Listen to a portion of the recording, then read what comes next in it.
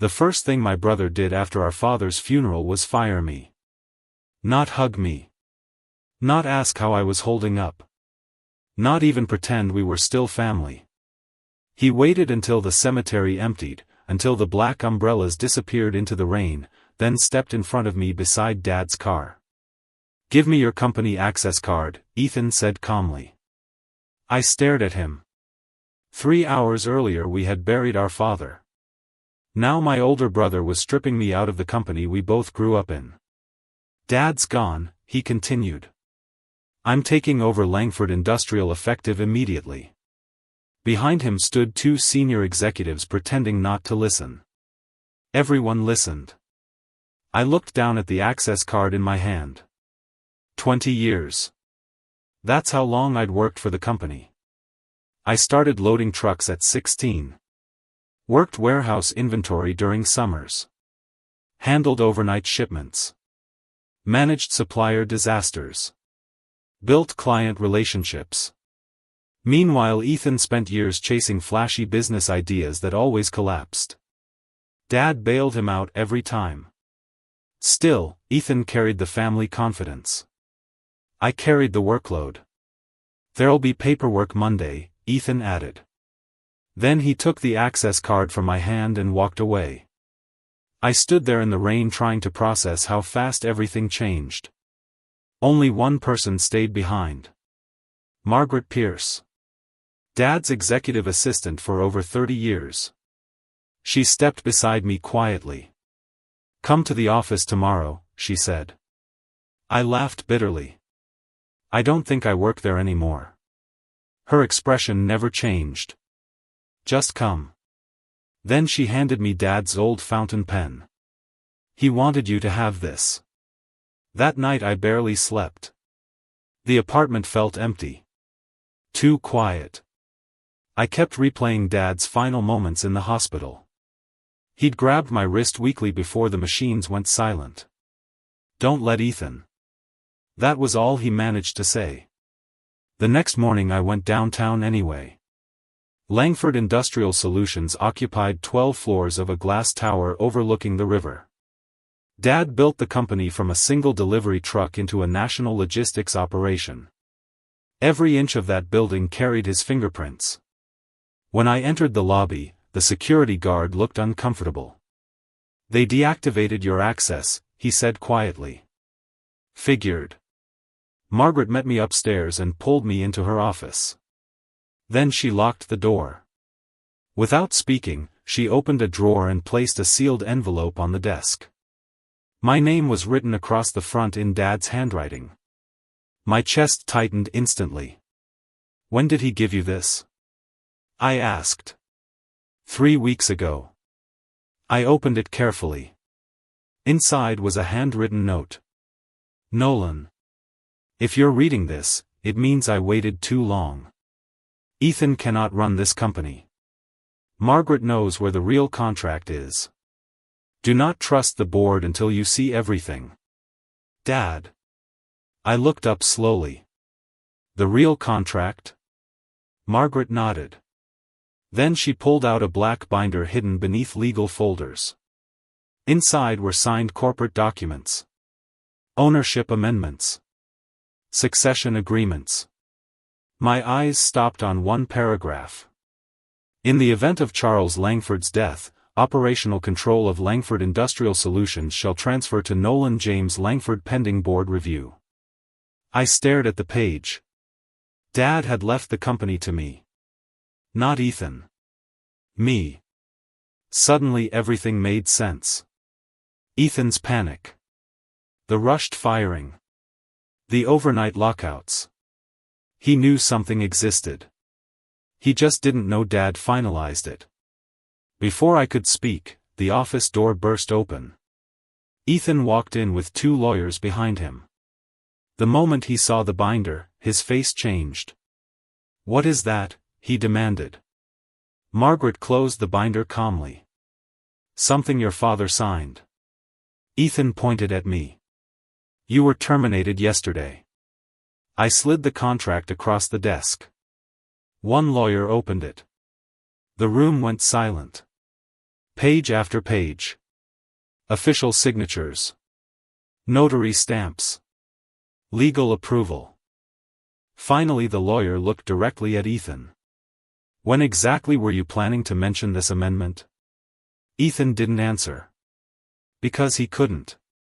That afternoon the board scheduled an emergency meeting. The atmosphere inside the executive conference room felt tense enough to crack glass. Rain hammered the windows while board members flipped through copies of Dad's contract. Ethan immediately argued Dad wasn't mentally stable when he signed it. But Harold Bennett, Dad's oldest business partner, shut that down fast. Your father reviewed these documents for months, Harold said calmly.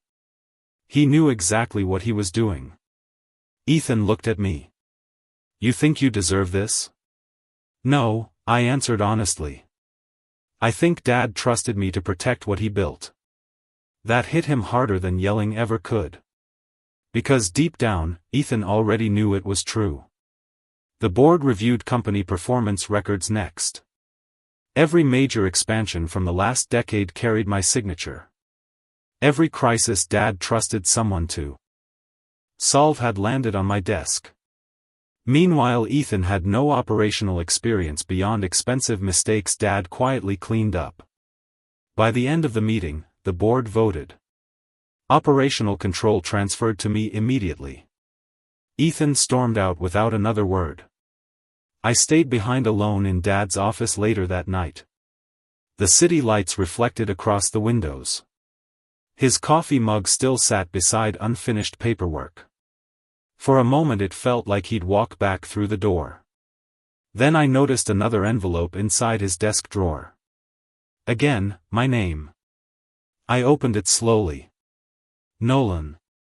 Loving your children equally and trusting them equally are not the same thing. You understand responsibility. Take care of the people here. That matters more than the family name. Dad. I sat there quietly for a long time. Because suddenly I understood something about my father. He wasn't choosing favorites. He was choosing survival. Over the next few weeks, rumors spread across the company. Employees waited nervously to see what would happen. But something unexpected changed almost immediately. Departments communicated better. Managers stopped hiding problems. Warehouse delays improved. People looked less afraid walking into executive meetings. Turns out calm leadership matters. Ethan eventually sued. Fraud. Manipulation. Wrongful control. But during court discovery, lawyers uncovered recorded meetings between Dad and Ethan. One recording changed everything. You don't want responsibility, Dad told him sharply. You want control without accountability. The case collapsed after that.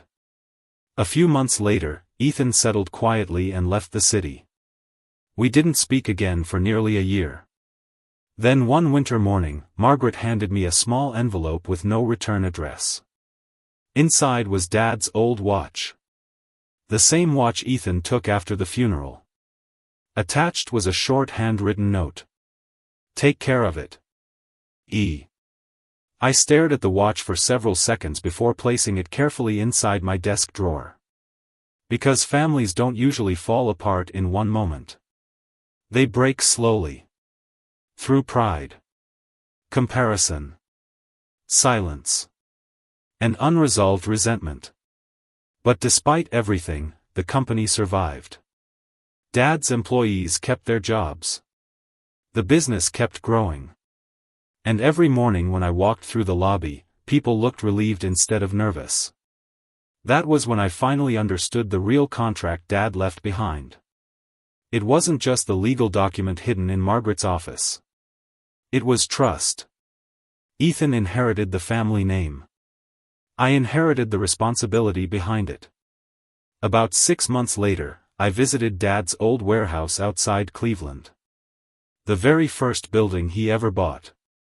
Most executives never went there anymore because it wasn't impressive enough for corporate tours. But Dad loved that place. The concrete floors were cracked. The loading docks rattled in winter. And the old company logo still hung crooked near the entrance. One of the warehouse workers recognized me immediately. "Your father used to stand right there every Friday morning," he said, pointing near the dock doors. "Checking every shipment himself." I smiled quietly. "That sounds like him." The man nodded. "He talked about you a lot." That surprised me. "What did he say?" The worker laughed softly. "He said someday this company would belong to the son who understood the people inside it." For a second, I couldn't answer. Because my father rarely praised anyone directly. Especially family.